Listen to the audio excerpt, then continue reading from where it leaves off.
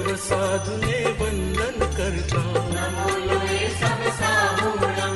सम्यक दर्शन मुझने मळजो, सम्यक ज्ञान मुझने मळजो, सम्यक चारित्र मुझने मळजो, नवपदनी आराधना करता,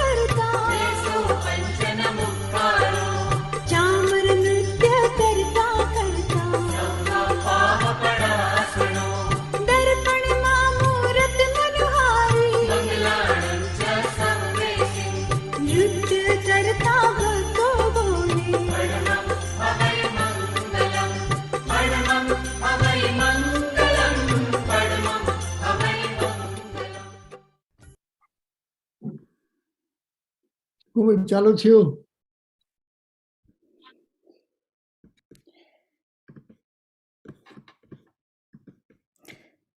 Jai Jinendra, everyone, and Pranam. On behalf of the Oshwal Association of the UK and the Jain Health Initiative, I would like to extend a warm welcome to you. Thank you for joining us today. My name is Rajvi Punathar, and by profession, I am a cancer research scientist and work at the Francis Crick Institute in London. I am also a trustee and an executive committee member of the Oshwal Association of the UK. Here I chair the education portfolio and I co-chair the health and well-being portfolio with my colleague Poonam Shah, who unfortunately is unable to join us today. So today's webinar is the third in a collaboration between OAUK and the Jain Health Initiative, and we have common aims, which are to educate and improve the health and well-being of our community, challenge taboos, and dispel myths. Our previous webinars, which were called Managing Your Menopause and also Men's Health, How to Take Care of Yourself, were recorded, and you can view them on the Oshwal YouTube channel and also on the One Jain website. So if you missed them, you can catch up and watch them. However, today the topic is sleep. Sleep is essential and we need it to survive. We need it like food and water. So it's no wonder we spend about a third of our lives sleeping.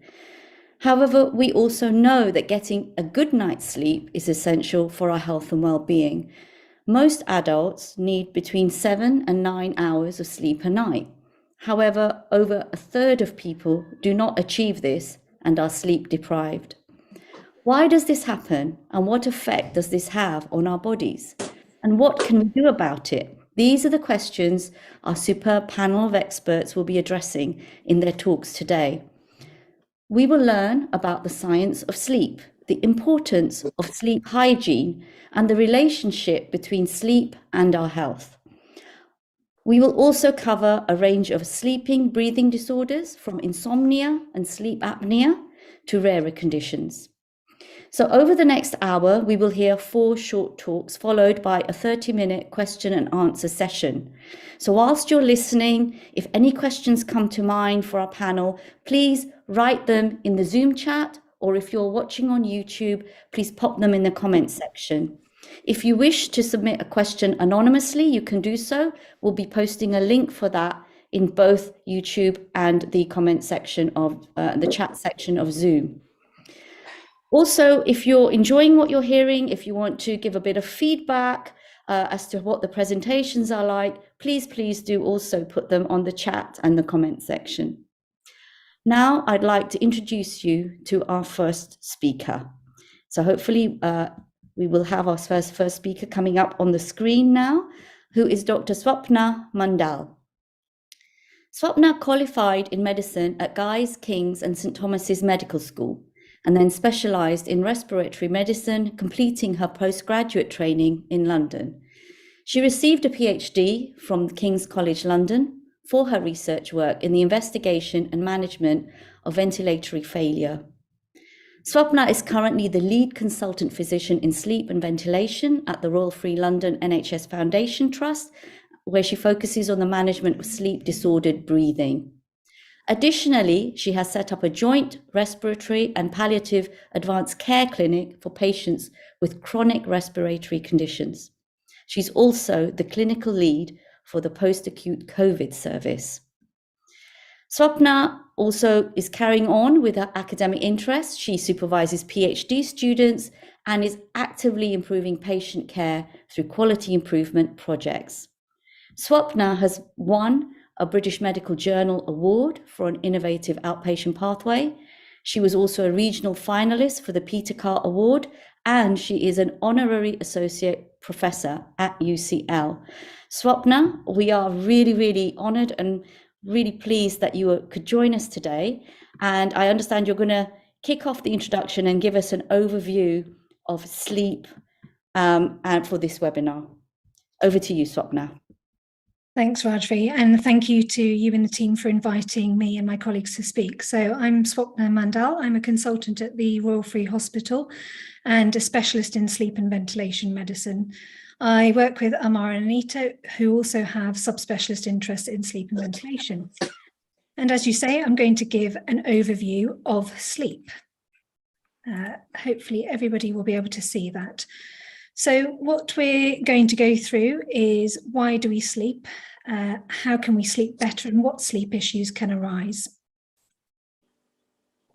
So as Rajvi mentioned, sleep is an essential part of our day. We spend about 1/3 of our time sleeping, and without getting good quality sleep, we struggle. We can't form new memories and we can't learn new things. Sleep affects almost every part of our body, including the brain, the heart, lungs, immune function and mood. And research has shown that a chronic lack of sleep or poor quality sleep increases the risk of disorders such as high blood pressure, heart disease, diabetes and depression. There are 4 main functions that sleep provides. 1 is that it helps clear out the junk in our brains. 2 is that it allows us to rest and recover from the day that we've had. It allows us to conserve energy. And 4thly, it helps strengthen our memories. Sleep is broken down into 4 stages, which I'll go through. It's divided into 2 main types of sleep: REM sleep, or rapid eye movement sleep, and non-REM sleep. In stage 1, you are going from a period of wakefulness to falling slightly lightly asleep. During this period, which is relatively short, your heartbeat and breathing slows down. Your muscles start to relax and your brain activity slows. In stage 2, which is another form of non-REM sleep, your sleep is becoming deeper. You actually spend more time in stage 2 than you do in any other stage of sleep. Again, your heartbeat and breathing rate slow, and your eyes start to slow down and stop moving. Your brain activity slows further. In stage 3, this is the part of sleep where we get a nice restful period of sleep. It's deep and it allows us to feel refreshed in the mornings. It occurs in longer periods in the first half of the night. Your heartbeat and breathing slow to their lowest levels, your brain waves become much slower, and your muscles are relaxed. It is often very difficult to wake you from this stage of sleep. In REM sleep, we find that our eyes are actually moving rapidly from side to side behind your closed eyelids. And actually, it appears like you're awake. Your brain activity is increased, your breathing is faster and irregular, your heart rate and blood pressure have increased to near waking levels. Most of your dreams occur during REM sleep. And although you may be dreaming and may wish to move about, your muscles are actually paralyzed, and this prevents you from acting out your dreams. As you get older, you spend less time in REM sleep, and memory consolidation requires you to have both periods of stage 3 and REM sleep. So how much sleep do we need? The answer is there's no perfect number, and it varies from individual to individual.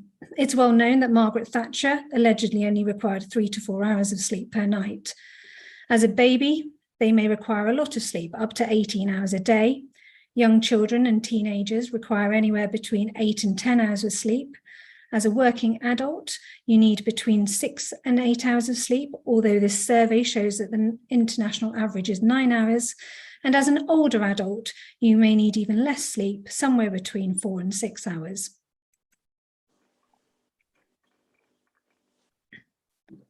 What kind of sleep disorders can occur? They're mainly divided into 2 types: breathing sleep disorders and non-breathing sleep disorders. Amar will touch on breathing sleep disorders, of which the most common is obstructive sleep apnea, but there are other breathing sleep disorders. Non-breathing sleep disorders include things like narcolepsy and limb movements, and you may have most commonly heard about narcolepsy, where you can fall asleep doing common everyday activities. So how can we improve our sleep? Well, this is through something called good sleep hygiene. It's about creating an environment and good habits to put you in the best position to sleep well each and every night. So how can we do this? It's divided into 5 main objectives. The first is making sure you have a set time to wake up every day and go to sleep. It's very common to think on a Friday night we can sleep a bit later and then sleep further into the morning on a Saturday. However, doing this, it causes an imbalance in your sleep and wake hormones. So it is best to sleep at the same time every day and also get up at the same time every day. Also, it's common for people to nap on the weekends. Whilst napping can help you with regaining a bit of energy during the day on the weekend, again, it can throw off your sleep at night. So if you're going to nap, try and keep it to a short period of time.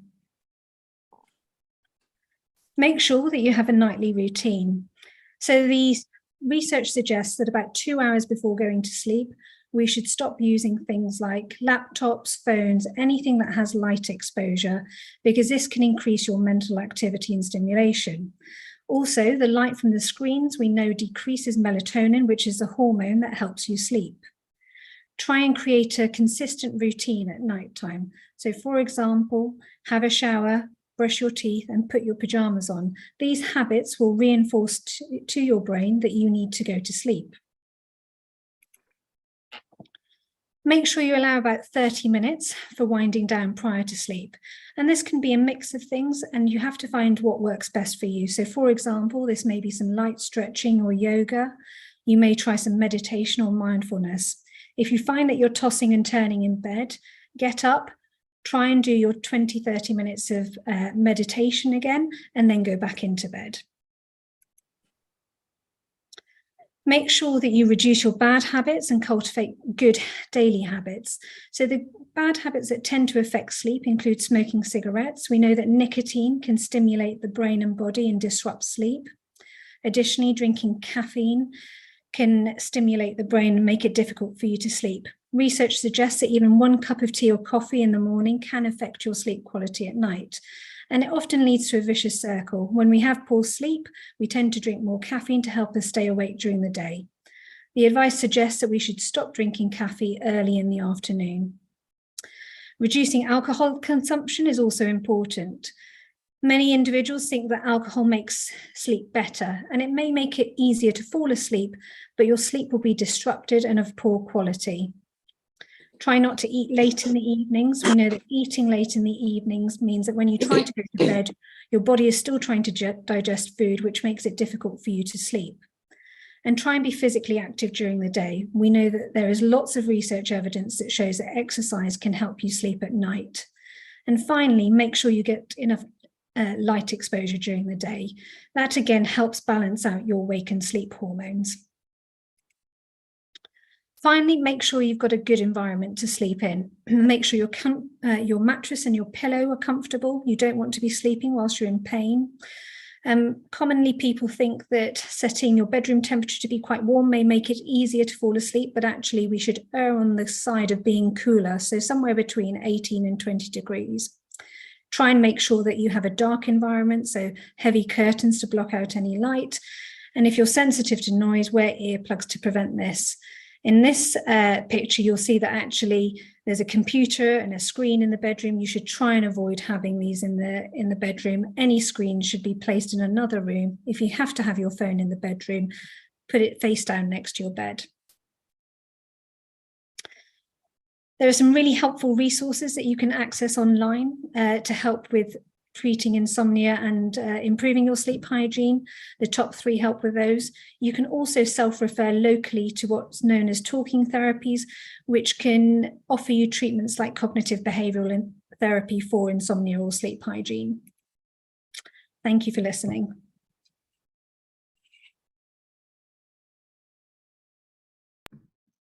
Thank you so much, Swapna, for that great overview that you've given. So just to remind everyone, you should be able to, yes, that's fine. Thank you. Swapna, you can stop sharing if that's okay. For those of you that you have any questions that have been raised by Swapna's presentation, don't forget to post your questions on the Zoom chat or on the YouTube comment section. And we're going to address all of your questions at the end of the presentations at our Q&A session. Now we are going to go to a personal story. And many people think that often when we do these health webinars, it's something that's more relevant to older people, that only the older people, let's say middle-aged and above, it really affects, and young people may not be so interested, which is why we brought this personal story to you. It's featuring someone called Rishabh Punatha, and you may have noticed the same surname as myself, so yes, we are related. Rishabh graduated from Warwick University and has a degree in politics, philosophy and economics, and he works as a digital consultant. He's currently on sabbatical from his job, and he is solo trekking around South America for a few months. So we were able to record this interview a few days before Rishabh left for his travels. So now, if we can, please play that video interview from the tech team. Thank you.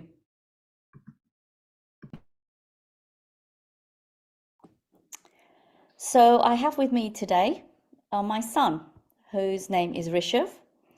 And the reason I have him here is because of him that we're even doing a webinar on sleep. So he's been pestering me, I would say, for about the last year, saying, Mom, if you're going to be doing any more health webinars, please do one on sleep. So hi, Rishabh. Hey. So tell us, why were you so keen for us to do a webinar on sleep? Yeah, so I just, I guess I'm not an expert on sleep, but it's a fascination for me. And I think that the more I read into it, the more I realized how much it's not really talked about, especially when I grew up, how much I personally did not know and had not really valued my sleep. So yeah, I think now it's becoming a much more talked about topic. I think it's a really good time to do a webinar on it. Great. So let's go back a few years, perhaps when you were a teenager, and tell us about how you used to sleep, how you used to approach sleep at that time. Yeah, so I guess when I was a teen, I really neglected my sleep. Probably was getting 6 hours a day during school. And then, yeah, going to university, maybe definitely slept a little bit more when I didn't have to sort of wake up every day or for morning lessons, but still, very erratic schedules. And yeah, generally I felt pretty tired during my whole teen years, presumably down, or at least a major part of it was my lack of sleep. So what changed your mind? Where did you get this sudden interest in looking at sleep and looking to see how you would change it? I guess the older I've gotten, the more interested I've become in just like health and well-being. And I've read a couple books on sleep, and that sort of sparked some in-depth research for me. So I looked more into sleep. And yeah, I thought it was really fascinating, and for me, it was really useful to learn about the effects sleep was having on me, or lack of sleep. So yeah. So, what changes have you made to how you sleep or how you prepare for sleep? I'd say the biggest thing is just carving out the time. So I think before I would be less disciplined. You know, if I wanted to stay out somewhere, or wake up really early, then I would just forego, a couple hours sleep, thinking, okay, this can't hurt too much. At least I gain a few hours. But now, I'm very disciplined. I will come back early from things, just to make sure that I'm getting enough sleep, and then making it a habit. So, um, things like what I used to do as a teen is just sleep a lot on the weekends. But the more I looked into it, the more I realized it's not a healthy way to go about sleep. So yeah, just keeping consistent with my habits. I think a large part is about your bedtime routine. So for me, it was, cutting out electronic devices early on in the evening. I don't even keep the phone in the same room as me now. So yeah, I think for me, it means reading a book until I'm tired, and having the space and the peace of mind to have, good 7, 8 hours. And what difference has this made to you? Have you noticed any big differences? Yeah, I think, initially I was a bit skeptical about all this sciencey stuff, but I think the more I did it, the more I realized that actually personally is really beneficial. So yeah, one thing is emotional regulation. Like, I think we've all been in situations where we've been a bit snappy or moody when we're on, a couple of hours sleep than normal. So I think, it definitely has a positive impact on my relationships with people. I feel I just have more energy in the day. I'm more productive. I feel physically fitter, and I think, yeah, I just feel like I'm in general, my mental health is much more positive. So, there's a lot of people watching today. Hopefully, there's lots of younger people watching as well, because I think sleep is that sort of a topic. It's sort of across all ages. What advice would you give to someone who's been thinking, I'm young, I can get away with stuff. Health and well-being is something I'll worry about when I'm older. Yeah, I'd say just give it a go. Just see what happens when you give care and attention to your sleep schedule, and I think you will just see the benefits yourself. I think a big thing for me when I was younger was exams, and I know looking back, I really had negative consequences on my exams by not sleeping, trying to pull all-nighters and all these things. But actually, I think it's always better just to give yourself the time to sleep, even if it means you can't cram in another hour's work. I'd say you'll definitely notice a difference. You'll be sharper. So yeah, and I think generally just don't feel guilty for giving yourself the space to sleep. Like, you might feel like you're missing out on things, or people might pressure you to, stay on while you're going home, etc., etc. But, just do what feels right for you. If you feel like you're tired and you want to sleep, I know for me, I sleep a lot more than other people. So I think it's just recognizing that and being like, I'm okay with that and I need it. Great, that's really great advice. So Rishav, thank you very much. For those of you at home, we're recording this interview because in a couple of days, we're recording this a few weeks before the webinar is going out live, because in a couple of days from now, Rishav is going to be off on travels somewhere in Brazil and off to the Amazon. So I'm sure we all wish him a very safe journey. I certainly do. And I look forward to seeing him home in a few months, safe and sound. Thank you, Rishav. Yeah, no worries. Thank you.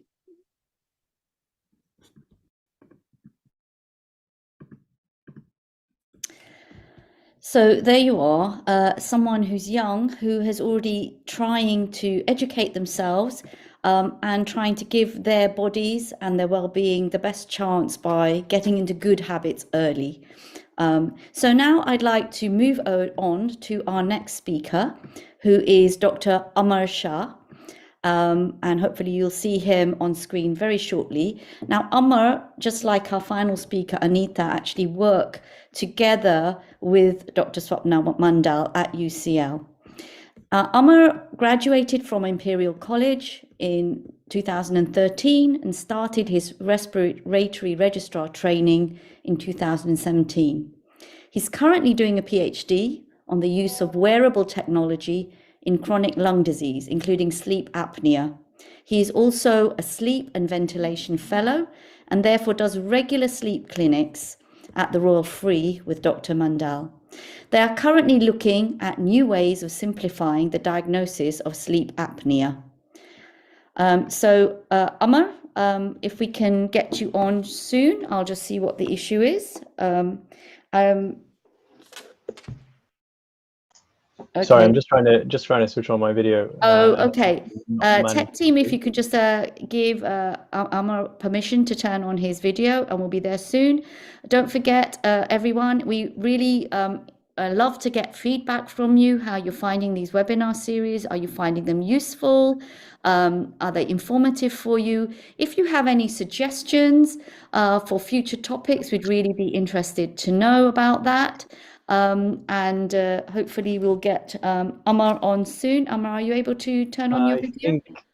Yep, I'm hopefully just trying to get it on, sorry. Okay. There you go. Okay, great. I'm just going to see if I can have a problem sharing my screen as well. That's fine.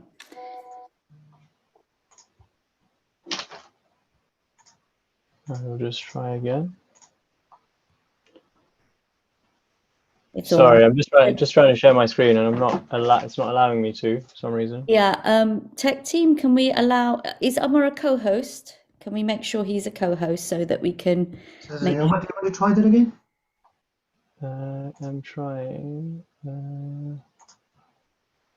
Can share this. There we are. It's coming. Yep, that's great. Thank you. Sorry for those technical difficulties. No. No worries. My name's Amar, and I am a clinical research fellow and a respiratory registrar at the Royal Free Hospital, and I work with Swapna and Anita. And thank you very much for inviting us to speak today. I'm going to talk a lot about the most common breathing sleep disorder, which is called obstructive sleep apnea.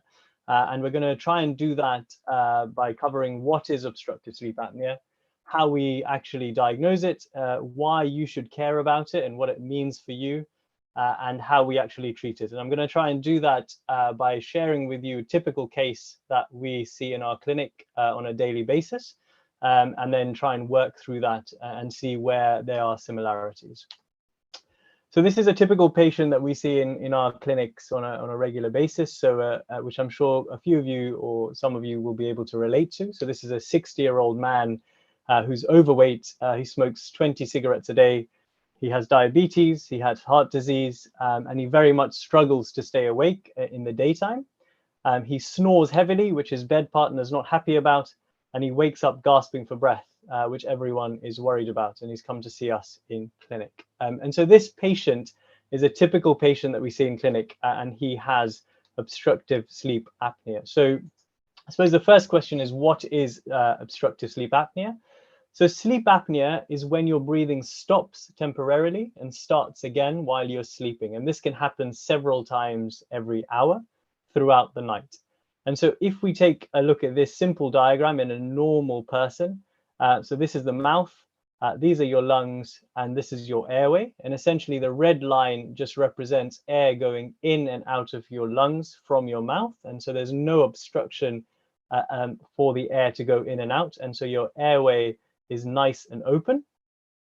However, in this person who's got sleep apnea, that airway is blocked. And the reason it gets blocked is that the walls of the throat relax, they narrow, and they collapse during sleep. And this happens intermittently. It doesn't happen the full time. So you will stop breathing, and then your body will wake itself up and you'll start breathing again. But the main thing, as you can see, is that the air represented by the red line is unable to get from mouth to lungs or from lungs to mouth. And so that airway is blocked. And this is what happens in sleep apnea. And this happens multiple times through the night, and it will be constantly happening. And you can imagine if this is happening 50, 70, 90, 100 times every hour, that you're not going to be able to get good sleep, because you're going to keep waking up, and so you're not going to be able to get into the stage 2 and stage 3 sleep that Swapna was talking about earlier. So what are the risk factors for sleep apnea? And I think the biggest risk factor and the most important risk factor is obesity and increased weight. So people who have increased weight have loads more weight on their neck, and so when they're sleeping at nighttime, the airway collapses a lot easier. And so really weight is the #1 cause of sleep apnea. And as in the world, everyone is getting a little bit larger, people's weight is getting heavier, we're seeing that patients with sleep apnea are getting more and more common. Another really important risk factor is smoking. And we know that smoking cigarettes can lead to sleep apnea, as can alcohol, because alcohol interferes with your sleep, and it may make the throat muscles relax a little bit more. It's more common the older you get, and that's simply because the muscles lining the throat get a little bit weaker, and so are more likely to collapse. It's more common in men, just as a general rule. It's more common if someone else in your family has sleep apnea, then you are more likely to have sleep apnea. And that could be a combination of things. One of those things just might be the shape of your jaw. So the shape of your jaw, if your jaw is pulled really far back, then you have less space at the back of your throat. And so that means you're more likely to collapse the back of your throat as well. And then we know certain medication can cause it. And those medications are medications that may, you think, help you sleep, but don't give you good quality sleep. For example, medication that you may take for depression, for example, or other medications like sleeping tablets, all of these sort of things that you may think are helping you get to sleep can actually increase your risk of having sleep apnea. So if we go back to our patient, he's a 60-year-old and he's a man, so he's got some risk factors being slightly older and being male. He's overweight and he smokes 20 a day. And so he's got some typical risk factors of patients that we see in our clinic who has sleep apnea. So I suppose the next question is, how many people in the world actually have it? And it's a huge number of people who have it in the world. So 1 billion people in the world have it worldwide. If we talk about the world's population being around 8 billion or so now, it's 1 in 8 people in the world will have sleep apnea. So that's an extremely common condition. In the UK, it could be up to 10 million people, and the vast majority of these people do not have the diagnosis, which means they haven't gone to see the doctor, so they don't know they've got sleep apnea, and therefore they are putting themselves at risk of having sleep apnea and not doing anything about it. And so it's really important that if you're a bed partner, or you notice that someone's snoring a lot, and maybe they're a little bit overweight, that you go and see your GP and ask the question about whether that person has sleep apnea or not. So how do we actually diagnose sleep apnea? So there's really different types of sleep studies that we can do. And I don't want to get into the technical details of the sleep study, but the reality is you can either have a very complicated looking sleep study like this man over here, where you've got something in your nose, you've got a belt on your chest and a belt on your tummy, and you've got a little oxygen probe. And this gives us a very detailed picture of how you sleep. But this is not necessary in everyone. And we decide on who needs this sort of a sleep study. And it's the minority of people. So very small number of people who have other risk factors for other conditions that we're looking for may need a really big, complicated sleep study. You still do the sleep study at home. So there's no need to spend the night in hospital. Because of recent technology advances, we can now do a much simpler study called a watch pat, which essentially is just a watch. So this person is just wearing a watch, much like an Apple Watch or another watch that you may wear at home, connected to a little oxygen meter. And this then automatically tells us whether you have sleep apnea or not. There are even newer devices that are coming up. For example, just something that you put on your neck, something called AccuPebble, which is also something that can be used. So don't be afraid of getting a sleep study, because you don't need to stay in hospital. This is something you can do at home and it's a very simple piece of kit that you can use. So in terms of when we've done our sleep study, what are we looking at? So the main thing we're looking at, and the most important thing we're looking at, is how many times do you stop breathing at nighttime? Because that's what we want to know. And we try and quantify this every hour. So how many times do you stop breathing every hour? We call this something called the AHI index, which you don't need to worry about. It's just a fancy term that we use. But ultimately, this is the bottom line. How many times do you stop breathing in the middle of the night? So normal is less than 5 times an hour. Mild sleep apnea is 5 to 14 times every hour. Moderate sleep apnea is 15 to 29 times every hour. And then severe sleep apnea is over 30 times an hour. So someone over 30 times an hour means essentially every 2 minutes you stop breathing in the middle of the night for a very short period of time. And you can imagine that this really disrupts your sleep in quite a large way. So why should you care about this? I suppose that's the bottom line in terms of why do you care that you have sleep apnea? So I'm going to start off with talking about the quality of your life. So we know that people with sleep apnea are very sleepy in the daytime. So if they're watching TV, they'll fall asleep. If they're reading a book, they'll fall asleep. If they're speaking, they'll fall asleep. So they're having a conversation, they'll fall asleep, especially after lunchtime, for example. And we all know these people, I certainly do in my family, who fall asleep very easily in the daytime. And so that's a really important factor to take into consideration. People snore very loudly, and I'm sure you all know someone who snores a lot. I'm not saying that everyone who snores has sleep apnea, but people who have sleep apnea do tend to snore. And so that can be very irritating if you're trying to sleep next to them. So your bed partners are going to be very annoyed about that. And then you can get headaches in the morning, for example, if you have sleep apnea, and that can impact, how you feel. And so quality of life, there's a lot of problems associated with sleep apnea. And then really looking at the other health problems that you have an increased risk, a higher risk, because you have sleep apnea. So just because you have sleep apnea, you have a higher risk of heart disease. You have a higher risk of having a heart attack in the future. You have a higher risk of having an irregular heart rhythm. You have a higher risk of having heart failure. You have a higher risk of getting diabetes. Now, diabetes is very common in our community. And just having sleep apnea increases your risk even further of getting diabetes and getting something called metabolic syndrome, where you have fatty liver disease, you have diabetes, you're overweight, and you get heart disease. So you have everything in one. And this is really common in our community. And so it's really important to just think about that. People can have blood pressure problems. So they have people have very difficult to treat blood pressure, and that can be linked with sleep apnea. People can have low mood. So depression itself can be because of sleep apnea, because you're not getting enough sleep. And so you can get low in mood. And so actually getting diagnosed with sleep apnea may be one part of your treatment. And recently, we know that sleep apnea increases your risk of any sort of cancer for the future as well. And so that's really important. If you have sleep apnea, you're 1.5 times more likely to have cancer than someone who doesn't have sleep apnea. And so it's really important to get diagnosed. Sleep apnea is really important.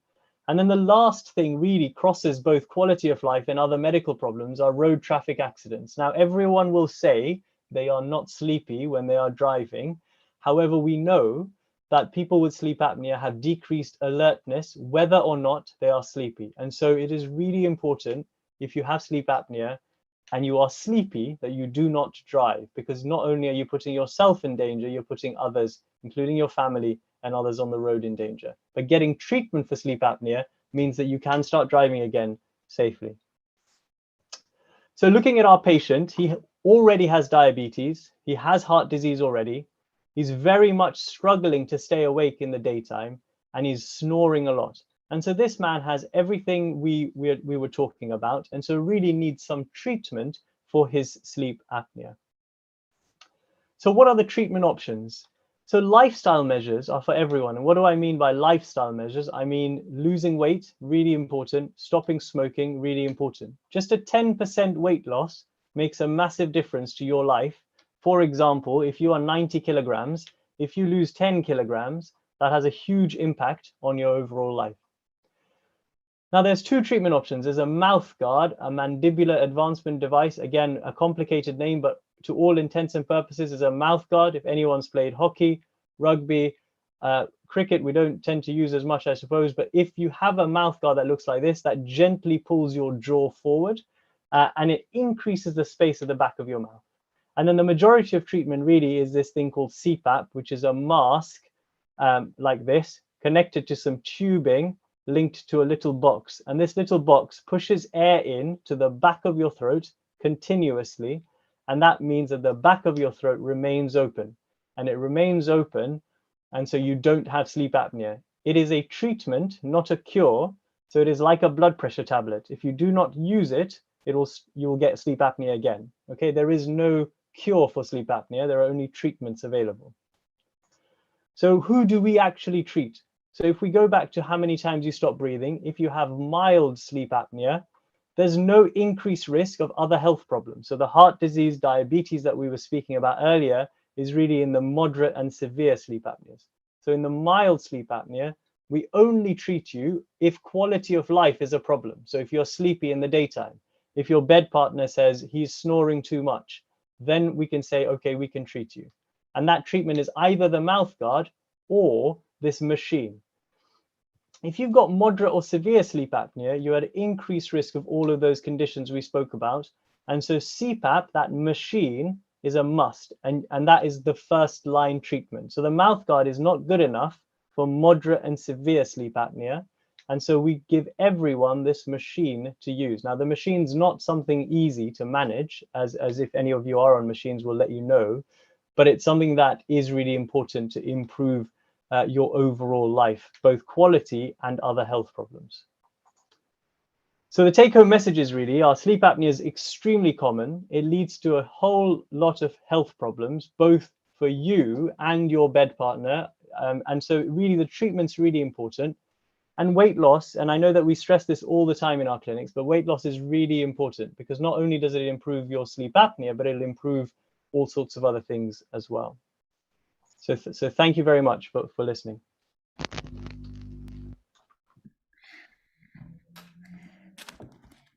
Thank you so much, Amar, for that absolutely fantastic run through of sleep apnea, and so much practical advice, so many little changes that we can make in our daily lives that have such a big impact. That was really, really useful, and I thoroughly enjoyed that. So now we have our final speaker. If there's anything that has come up from Amar's talk that you want to ask a question, again, post it on Zoom chat. Also on YouTube comment section. If you enjoyed this talk, if there's something you want to feedback to us, we love your feedback. And we are now on to our final speaker, who is Anita Saigal. So Anita studied at the University of Southampton. She's currently a specialist registrar working in clinical research and in the field of sleep and ventilation medicine, also at the Royal Free Hospital. And at the moment, she's conducting patient-orientated research, and she's looking at the role of nasal high-flow humidification in patients with chronic respiratory disease. And she's always wants to help patients improve their outcomes. So today, Anita is going to be talking to us about non-respiratory sleep disorders, and these will be including insomnia. Welcome, Anita. Take it away. Hi, thank you for allowing me to speak today. Just checking that that everyone can see my slides. We can see them, just need them in presenter mode. Thanks, Anita. So hello everyone today. My name is Dr. Anita Saigal. I'm a clinical research fellow working with Swapna and Amma at the Royal Free Hospital, and I'm specialising in sleep and ventilation medicine. Thank you for inviting me today to talk about non-respiratory, so non-breathing sleep disorders. So what I hope to cover today is the common factors that can affect our sleep and introduce you to those conditions that can cause us to sleep poorly, apart from obstructive sleep apnea, which Emma's already covered. We've already heard that each stage of sleep has a unique function to help maintain our brain's ability to think and perform. We know that the deeper stages of sleep help us with physical repair and help us get healthy and ready for the next day. The sleep cycle repeats itself several times during the night and ensures that we get more REM sleep, so rapid eye movement sleep. That's traditionally been the type of sleep that where we dream, and our brain's activity at that period of time resembles its activity during the day, but your body is paralyzed, which stops you from acting out your dreams. It's also a really important stage to consolidate our learning. But not spending enough time in each different stage of sleep or not cycling through the whole cycle of sleep can affect us. And we've heard about problems with learning, focusing, being creative, solving problems, recalling memories, controlling our emotions and behaviours, all because of poor sleep. What affects our sleep? Well, we all have a natural sort of circadian rhythm. Some of us are night owls, some of us prefer the morning, and we probably recognise that jet lag, shift work can alter that pattern. Light sleeping in our environment also affect our ability to stay awake or our urge to sleep as such. And in addition, other factors like little or no exercise, cigarette smoking, and excessive alcohol use all have a role to play. As we become older, our sleep naturally becomes lighter. If we have other health conditions, such as needing to urinate at night to go to wee, or we have other coexisting sleep disorders like obstructive sleep apnea, that can affect our quality of sleep. But also acute or chronic pain, experiencing depression or other mood disorders, and having other health conditions, such as Alzheimer's dementia, for example, can all affect our sleep. It's difficult sometimes to establish why people are sleeping poorly, and I think people can present in a variety of ways. Perhaps the most common things that we would understand people talking about is either getting not enough sleep, so insomnia, or getting too much sleep, which is called hypersomnia. But sometimes people talk about abnormal behaviours in their sleep, and that's called parasomnias. I'm going to take you through 3 cases which illustrate some of those symptoms, and also other symptoms that can crop up that point towards these non-breathing sleep disorders. So case 1 is a 60-year-old lady who's tired and complaining of painful, fidgety legs. She describes them as creepy crawlies in her legs, and she experiences quite horrible cramping.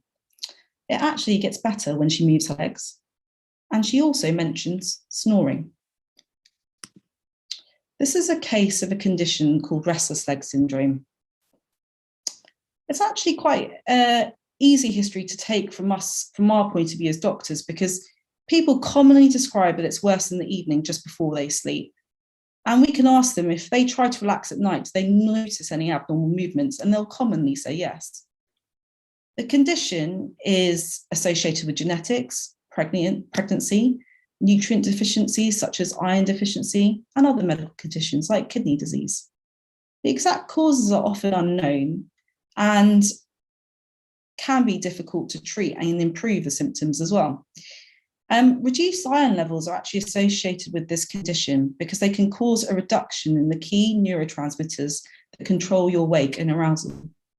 So it means that people suffer from more awareness at this time. It's really important to reinforce that people need to maintain their sleep hygiene. So they need to sort of, try not to drink too excessive caffeine, avoid nicotine, avoid alcohols. This can all play a role in improving your symptoms if you do suffer with restless legs. And then medical treatments are then important that improve the transmission of those neurotransmitters. Up to 80% of people that suffer with restless legs also have a sleep-related movement disorder called periodic limb movement disorder. That involves repetitive movements of the arms or the legs or the feet during sleep, up to at least 15 times an hour sometimes. And those movements can cause a person to wake up. The difference between restless legs and periodic limb movement disorder is that those people that experience periodic limb movement disorder, they don't have a conscious urge to move their limbs like people with restless legs do, and they don't experience discomfort in the same way. And often many of them are unaware of their nighttime symptoms. Both of these conditions are also associated with obstructive sleep apnea. And actually, if you diagnose the coexisting sleep apnea, you may improve your and treat it successfully, you may improve your symptoms of restless legs. But where you don't, you also have to seek and look for any nutrient deficiencies like iron deficiency, vitamin D deficiency, and deficiencies of the hormones that control your temperature regulation. Case 2. This is an 18-year-old who's struggling to concentrate at university, who naps frequently and falls asleep whilst talking to friends. She's frightened because she's described an episode of weakness all over. She felt like her body couldn't move. This illustrates a case of narcolepsy. Narcolepsy is a chronic neurological disorder that's characterized by excessive daytime sleepiness. Often people describe it as the door between daytime and nighttime sleep doesn't close very well. It's caused by a loss of a hormone that produces something called orexin, and that again regulates arousal and wake. It affects about 1 in 2,000 people, and there are 2 types, type 1 and type 2. Type 1 is often associated with cataplexy, and cataplexy describes what the case illustrated, that she demonstrated sudden muscle weakness, which occurred when she was awake and can be very frightening. The onset often peaks in the younger years, age 15, age 35, and in children it can present as restlessness or irritability. It's a quite complex diagnosis to diagnose, and that's why it often doesn't get diagnosed until years after patients experience their symptoms. Again, treatment involves trying to optimize a patient's sleep hygiene, minimize factors that affect their quality of sleep, and giving them opportunity for planned naps and stimulant medications if needed. So this case illustrates abnormal behaviors in sleep, what's known as parasomnias. This is an 80-year-old man who's recently lost his wife and is depressed. And he's been started on tablets to help him sleep, and he's struggling with his memory. But importantly, he's talking aggressively in his sleep. So I'm going to try and describe what parasomnias are. They're undesirable physical events or experiences that can occur when you go into your sleep, during your sleep, and when you start to rouse from your sleep. And they can actually be normal, so you can experience them from time to time and they're not distressing, or they can be abnormal. They can often occur and your bed partner will think you're awake. They can occur through the different stages of sleep, and in the different stages of sleep, they're slightly different. So in non-REM sleep, sort of the beginning of your sleep, they can cause physical or verbal activity, such as sleepwalking, sleep terrors. Sleep terrors can present like you're terrified in your sleep. You cry, you scream. You're not aware that anyone is around you. You're not responsive to anybody. And you usually don't remember the events the next day. In addition, it's usually more common in people that have had a family history of similar symptoms. The parasomnias that happen in REM sleep are slightly different. They can include sort of an isolated sleep paralysis, where you don't move your body or your limbs during sleep. You can also dream of threats to your own security or to others, or dream about protecting them, and you may kick out or fall out of bed, and that can be a safety risk for patients and their bed partners. The gentleman in the case had a REM sleep behaviour disorder and was acting out, vocalising aggressive movements in their sleep.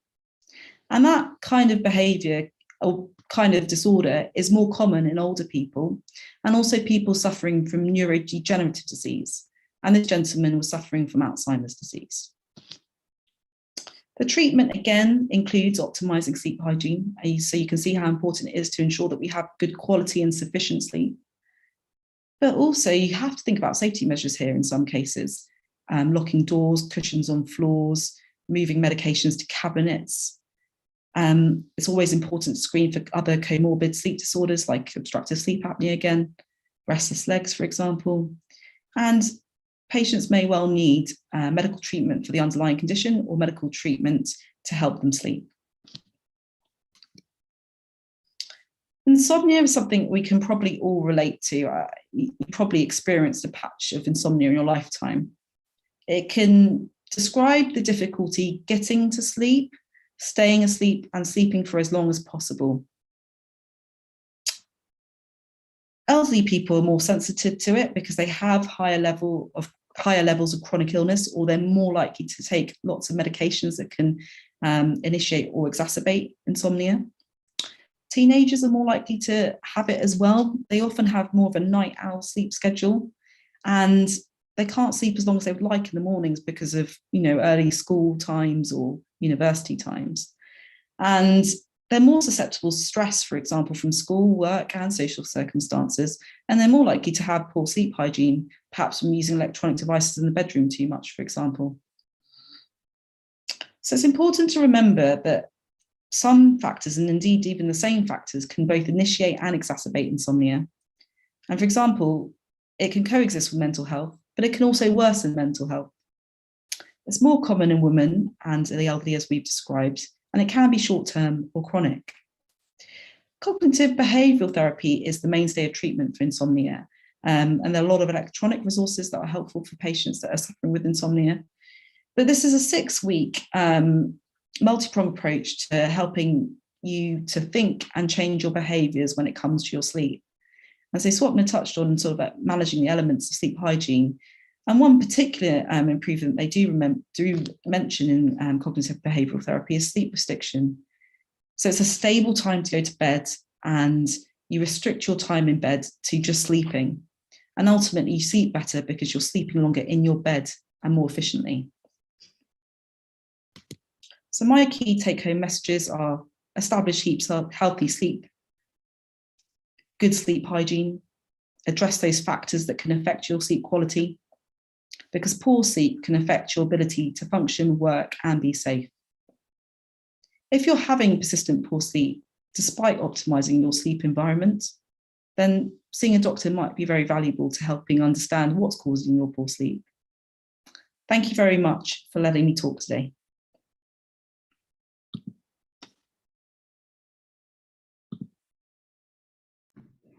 Thank you so much, Anita. Another really educational and informative talk covering a lot of ground.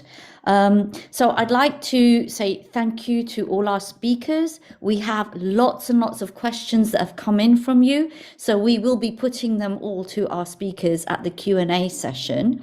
I'd also like to thank our technical team, Kilit Shah, Mehul Shah and Ajay Punata, who are manning the Zoom and the YouTube, and also Anuja Shah, who I'm going to be introducing shortly, who's been monitoring all your questions coming in.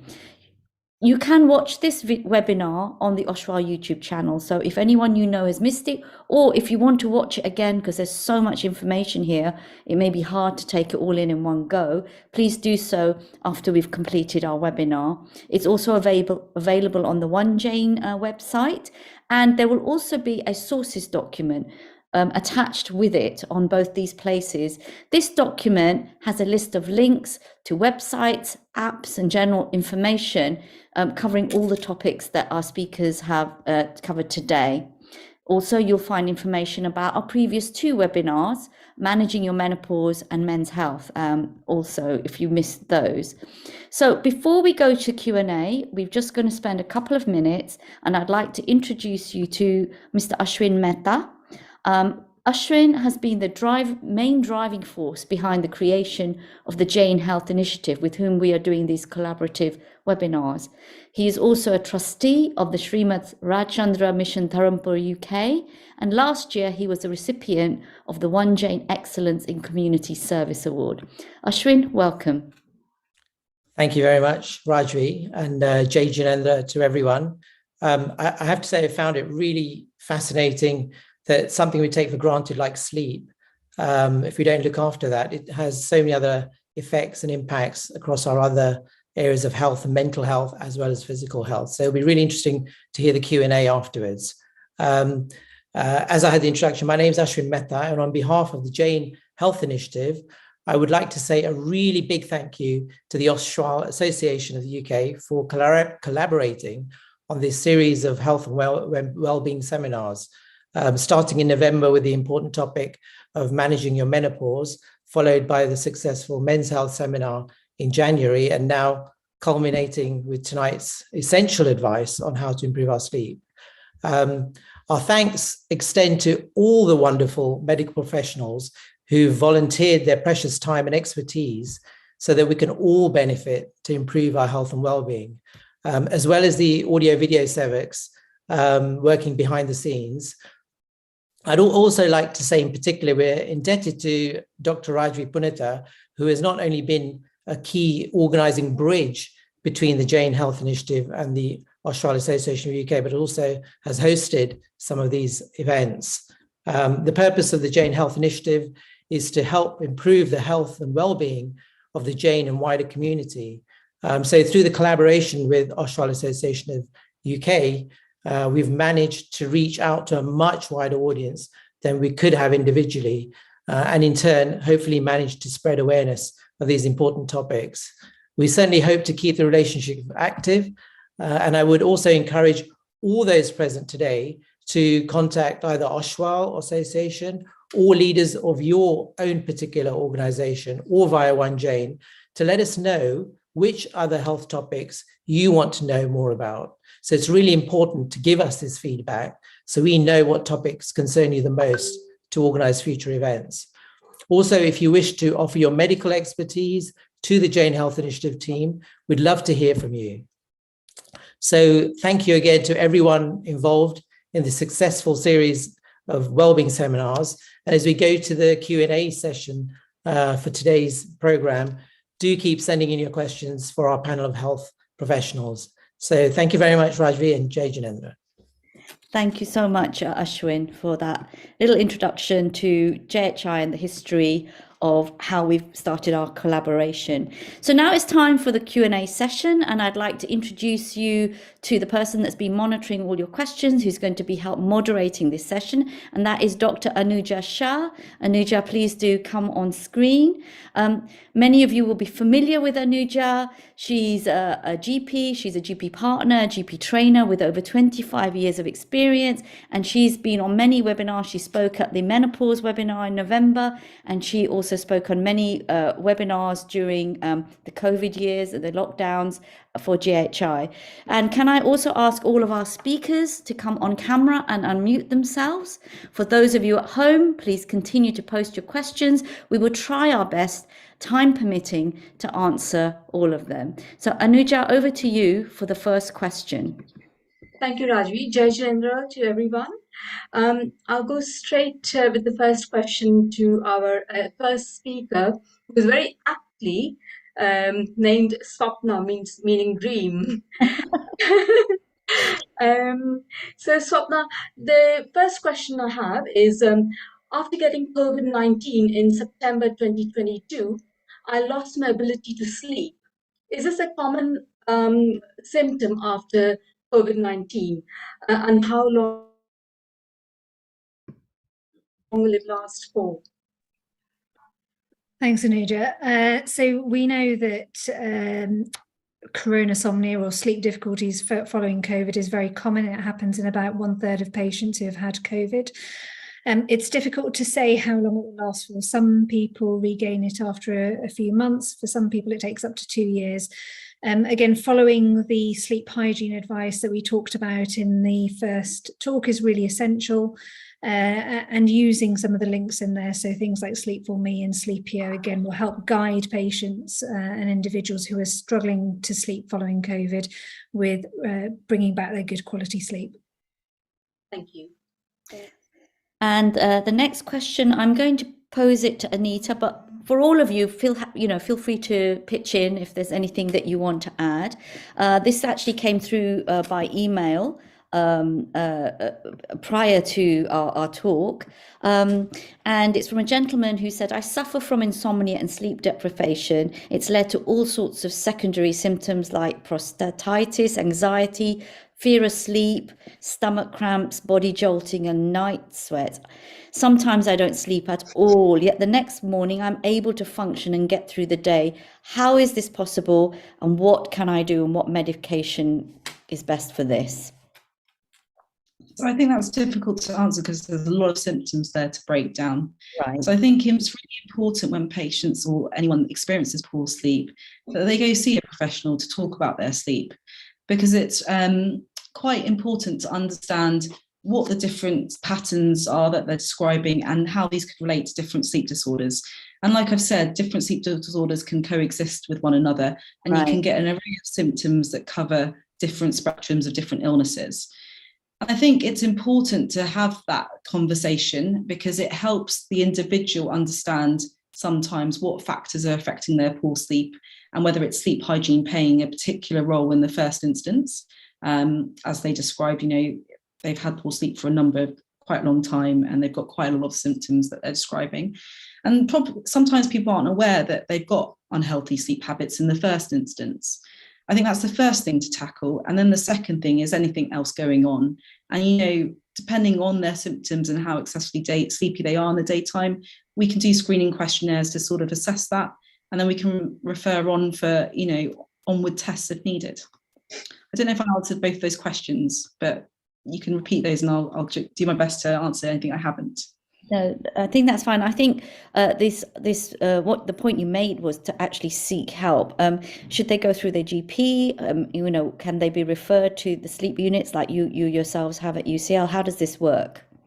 So I think we've got a wealth of resources that we've highlighted in this talk that people can actually look online and read, which I think can also be helpful to sort of understand and establish what symptoms are common, what might be related to poor sleep hygiene. And if that doesn't help, then yes, of course, seeing a healthcare professional, be it their GP in the first instance, is important, especially to do a screening questionnaire to assess their daytime sleepiness and to make sure that they're safe. That's the ultimate thing that we want to do, is we want to try and help people understand why they're sleeping poorly and make sure that they're safe. And if they do have any underlying illnesses, make sure those are diagnosed and treated.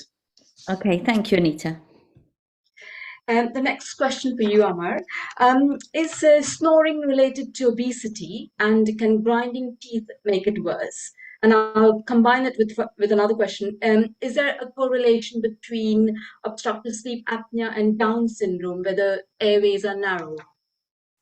Yeah, sure. So snoring is linked to obesity. So we do find that people who are obese snore more simply because there's less space at the back of the throat, as we were talking about. And when you're lying on your back or on your side, gravity is acting on that. And so it's pushing down. And so your throat collapses. And so you're more likely to snore. And then if it collapses further, you're more likely to have sleep apnea. So that's definitely a link between the two. In terms of Down syndrome, sorry, I forgot on the intermediate part of that question. Is there a correlation between obstructive sleep apnea and Down syndrome?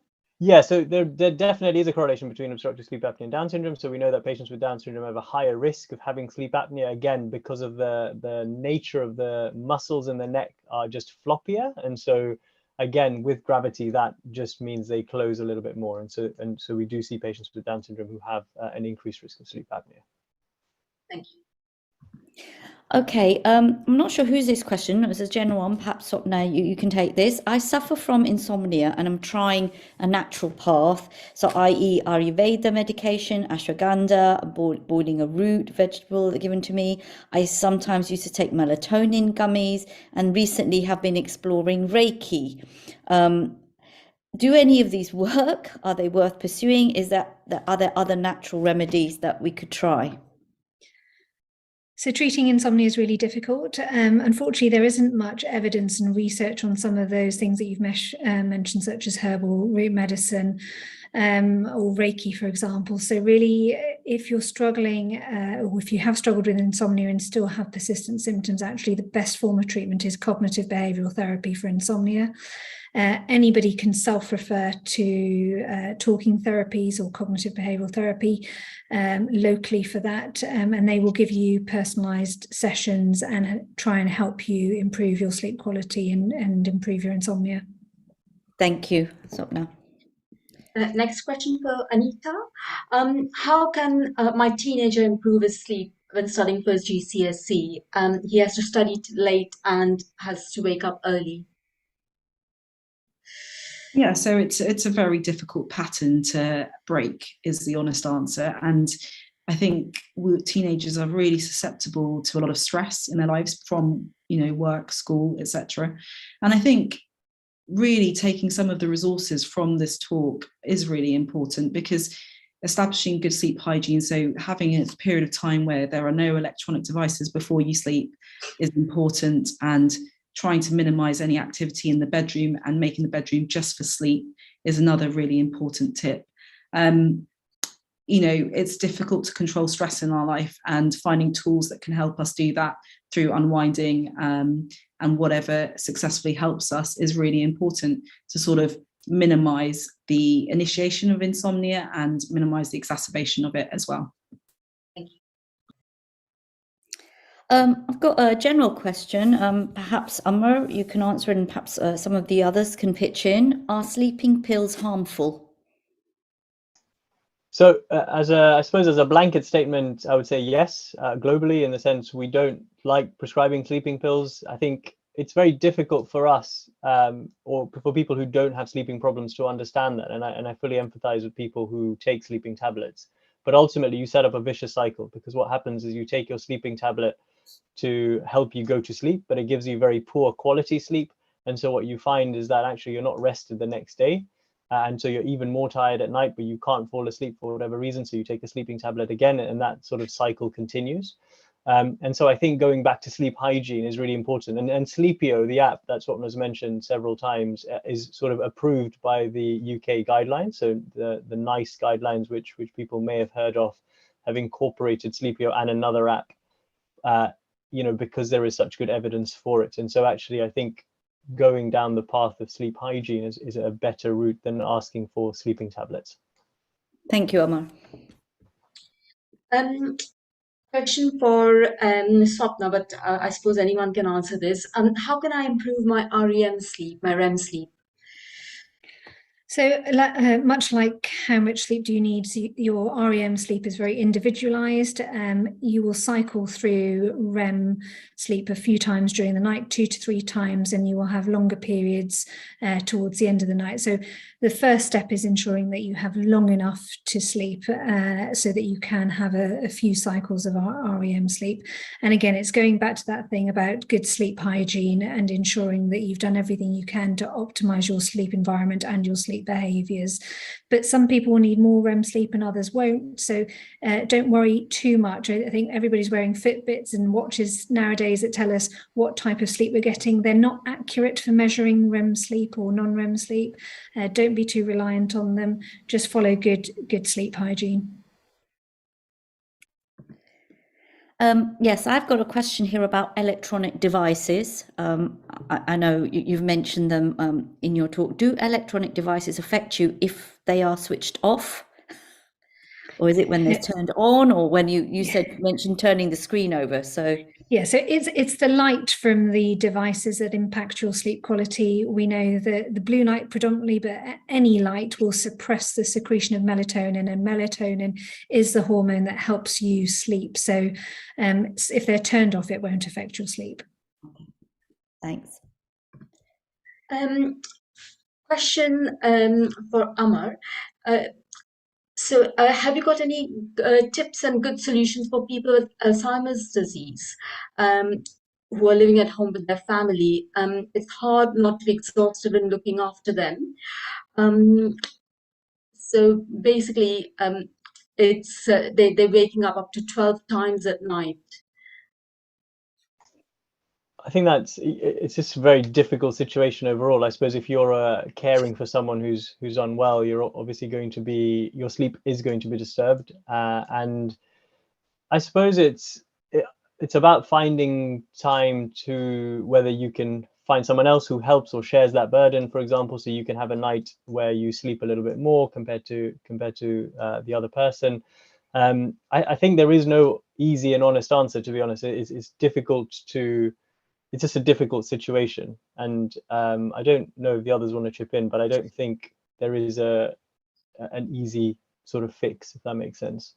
No, I would agree. I think people with Alzheimer's disease naturally have poor sleep. Again, trying to set a good environment for them to make their sleep as good as possible will help those that are looking after them. But there is no ideal solution, unfortunately. It is about sharing and allowing members of the family to essentially take it in turns to be able to have good sleep. Okay, thank you. I don't know who this goes to. My feet are very hot at night, which wakes me up. How do you overcome this? Was this in your talk, Anita? Was this part of Restless Legs? No, I mean, I can address it. Did they say their feet was very hot? Yeah, their feet are hot. Okay. And that's that is what's waking them up. I mean, actually, I think I suffer with this sometimes. And I think it's really hard. It's about, so there's a couple of things. Good sleep hygiene is also trying to maintain a good temperature in your room, in the ambient space. But also, if you are struggling with symptoms like that, then it probably, again, is worth just seeing someone to have that conversation about what's causing that and to break down if there's other factors that are affecting their sleep and whether they might have restless legs. So, do they get that urge to move their legs? Do the symptoms get better when they move their legs? And does it happen but just before they sleep, for example, in the evening? Those are the a few questions that they could have a ponder about and think about and see whether that's relevant to them. Mm-hmm. I think, we've said, I've mentioned in my talk that nutrients can cause restless legs, nutrient deficiency, sorry. And so perhaps blood tests for, looking at your iron levels, vitamin D levels, and again, for any evidence of hypothyroidism or hyperthyroidism. So these are our thyroid gland regulates our temperature. And so, for example, it may be that that person that's describing those symptoms could have an abnormality of that. But in any case, it's probably important. If that is an important symptom that is affecting their sleep, then it's worth being, seen and looking into that. Thank you, Anita. There's a question about type 1 diabetes. So I'm type 1 diabetic and get nighttime low blood sugar, which disrupts my sleep. Although my sugars are generally in good control. Is there anything they can do about it? Question to Swapna.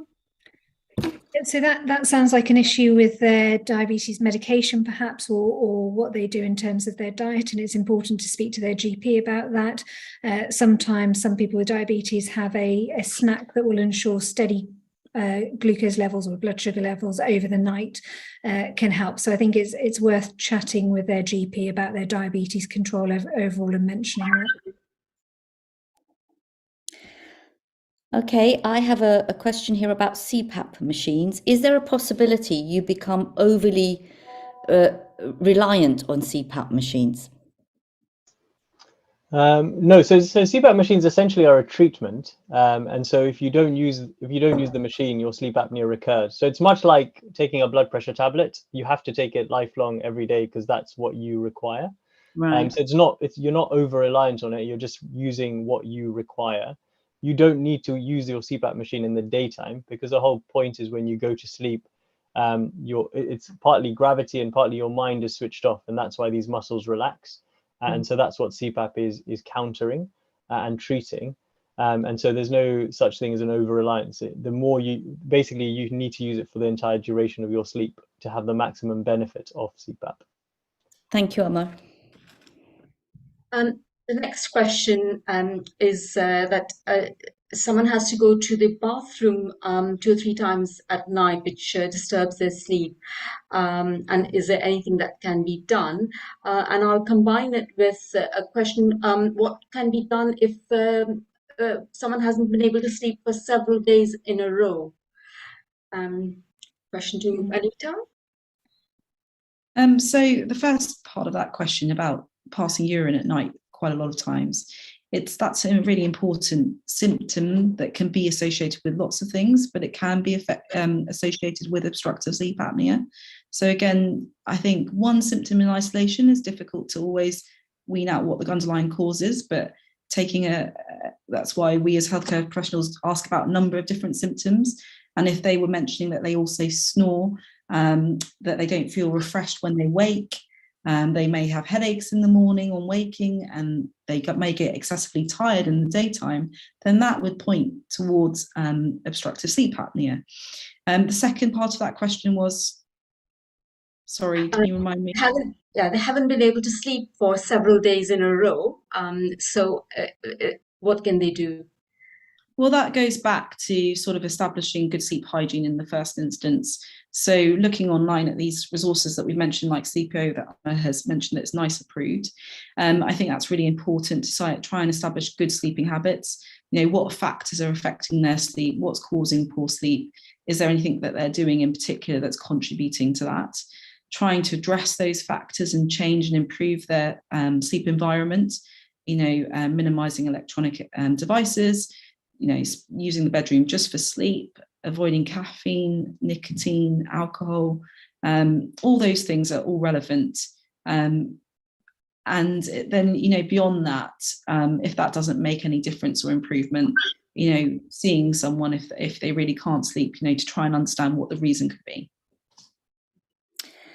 Thanks, Anita. We've got quite a few questions on a very similar theme where people can either sleep for 2 hours or wake up at 2 or 3 in the morning and they just cannot go back to sleep. What is the general advice for people who are suffering for that? Shall I answer that question? Yeah, go ahead, Swapna. Again, you know, there is no perfect number for sleep. So even if you're only getting 3 or 4 hours of sleep, that may be enough for that individual. It's important that if you are waking up at night and can't get back to sleep, that don't just stay in bed and try and fall asleep. Get up, do something that's relaxing to you, and then try and go back to bed again. Again, as Anita and Amma have both said, if these are persistent problems and you're still feeling sleepy or tired during the day, then it's about accessing help, initially trying some of these online resources, and then going to your GP to see actually should you be screened for another sleep disorder. Mm-hmm. Thank you, Swapna. Thank you. A question to Amar. Does nightmare lead to epileptic seizures? Nightmares shouldn't lead to epileptic seizures, essentially. You can have periods where what they may be referring to are REM disorders, where if you have nightmares and you act out your dreams. So that could be a type of parasomnia, which is what Anita was describing, and that requires help. So you should get help initially going to see the GP, and then often a referral to a neurology service, so different from what we see in our clinics. But that's possibly what someone's referring to. So it may look like epilepsy because someone's acting out their dreams, but actually all they're doing is acting out their dreams because of a disorder, but it doesn't lead to epilepsy in itself. Thank you. I have a question referring to the Sleepio app from someone saying that they've tried to get onto Sleepio, but it seems that this is not available except to a couple of NHS trusts. Is that right? Or are they doing something wrong? So unfortunately, up until last year, Sleepio was widely available. You can access it, but unfortunately you have to pay for it at the moment. However, as we've said, it is NICE approved and it's one of the core treatments for sleep hygiene and insomnia. Okay, all right, thank you. Another question for Amar. I think someone uses a CPAP machine and it causes nasal congestion in the morning. It affects breathing and causes nasal congestion in the morning. So that's not an uncommon problem with CPAP, because essentially what you're having is dry air being forced into your nose and mouth. So one of the things I would first encourage you to talk to whoever is providing the CPAP machine, so they can give you access to a humidifier, which is a little water circuit that you can attach on the side, which moistens the air and can warm the air, which can help with the nasal congestion.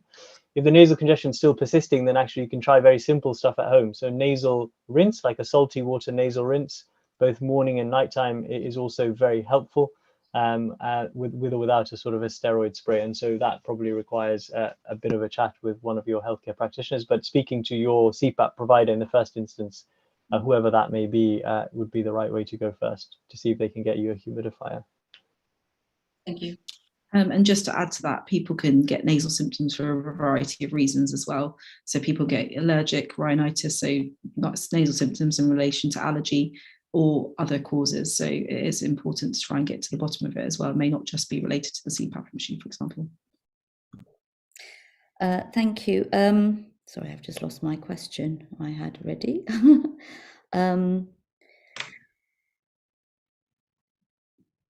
what causes severe cramps at night, resulting in someone waking up and then getting out of bed and then not able to alleviate the pain? Do you know what is that part of restless leg syndrome, or is that something else, Anita? So restless leg syndrome typically occurs in the evenings, and people are aware of it and conscious of the symptoms that it causes. If you're getting events waking you up from your sleep, you may well have a combination of restless legs with periodic limb movement disorder. The reality is you won't know until you sort of either get seen and investigated for any blood deficiencies of iron levels, vitamin D levels, or thyroid levels, and then get treatment. And you may well need a sleep study to look for coexistent illnesses like obstructive sleep apnea, because treating that can also help improve your symptoms as well. Thank you.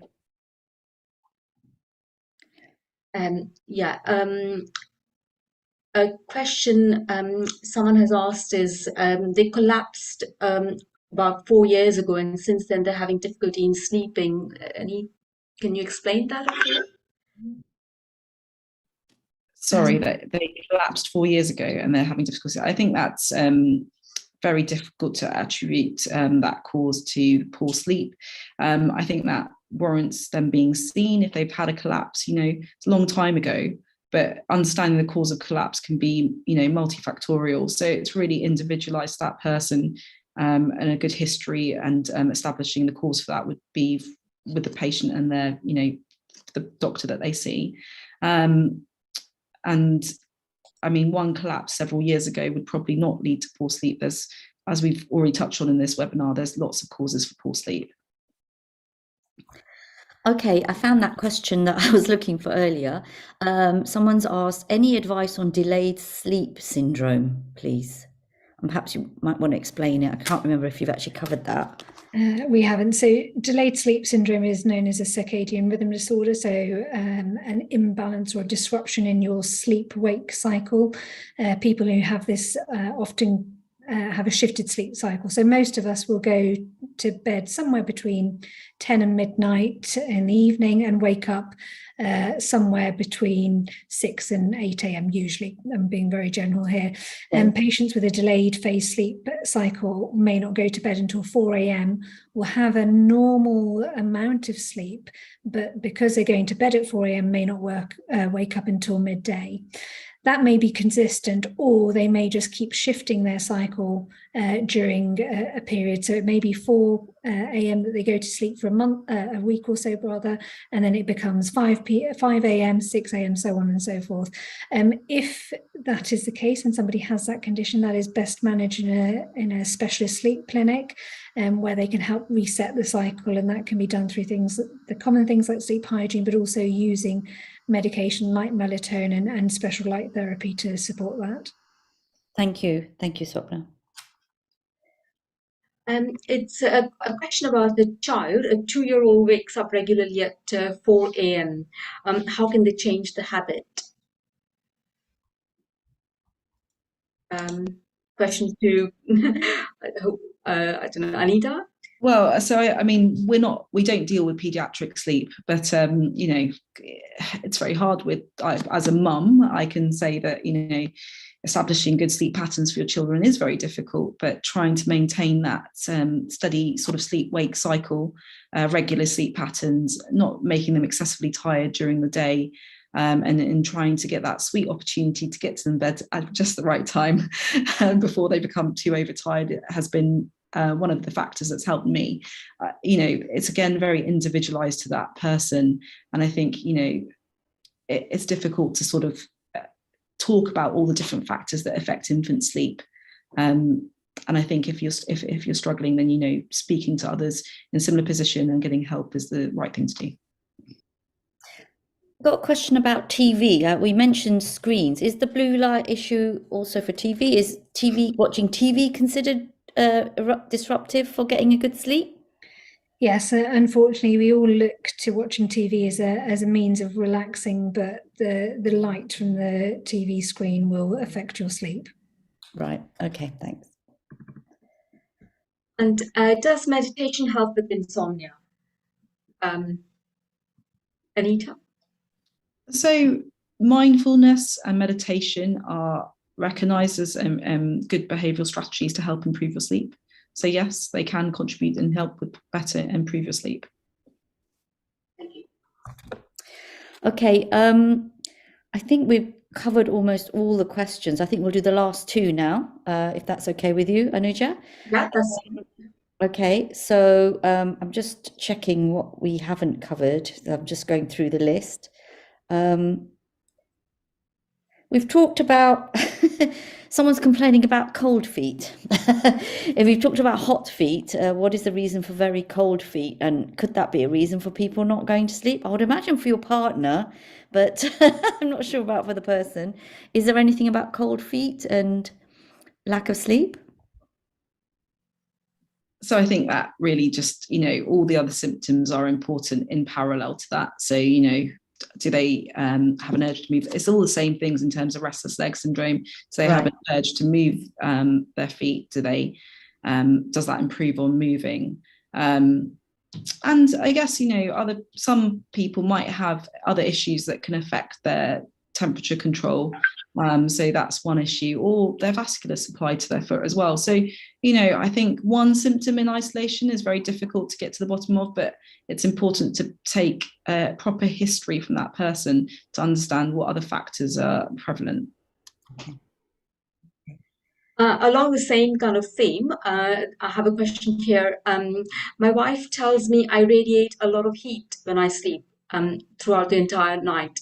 Is this normal, or should I look into reasons for this? I mean, I think everybody's very different. Hot feet, cold feet, radiating heat is very individual. I think it goes back again to first principles about sleep hygiene. Think about your bedding, think about your bed, see what you can do to change those factors to help both you and your bed partner sleep. If those things don't change or improve sleep, then again, it's going to get tested to make sure there isn't, for example, an underlying thyroid problem. I did say we were going to finish, but there's one question that's come up, and I'm surprised we haven't had more like this. It's about napping. Is it okay, and is it good to have naps during the day, perhaps after lunch? How does that affect sleep? So the evidence is very mixed. As I've mentioned in my talk, lots of long naps is not good for your sleep quality at night. So if you are going to nap, it's best to keep them to being less than 15 minutes long. There is some evidence that power naps can help you be more productive in the day. So if you are going to have a nap, keep it short and don't have too many. Okay, so I'm just now going to draw the event to a close. I want to say huge thanks to all of our speakers. These are extremely busy people that work very long hours in our NHS, and it's taken months for us to organize this, but thank you so much. Your presentations were superb, excellent. We've got so much feedback. We had over 550 people joining us at one point live on Zoom and YouTube, which is absolutely fantastic.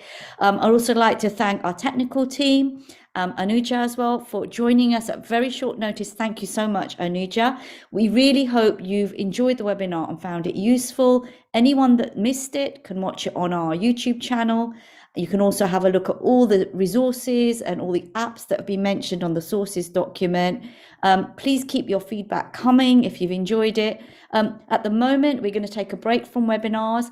When we start them again, keep a watch out for messaging by social media and by WhatsApp and by email. I'd like to wish you all a good evening. Jai Jinendra, and goodbye.